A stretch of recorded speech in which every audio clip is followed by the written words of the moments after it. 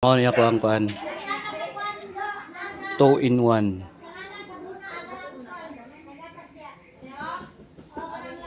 Tama, mabot ang client.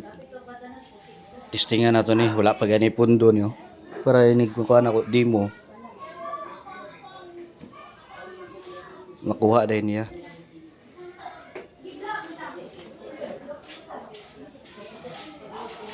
Request niya ni DIY car wash shampoo. Free ni sa power spray. Spray na ko ni water level para automatic off ng kuan tubig pag mapuno. Mao ya ko kuan.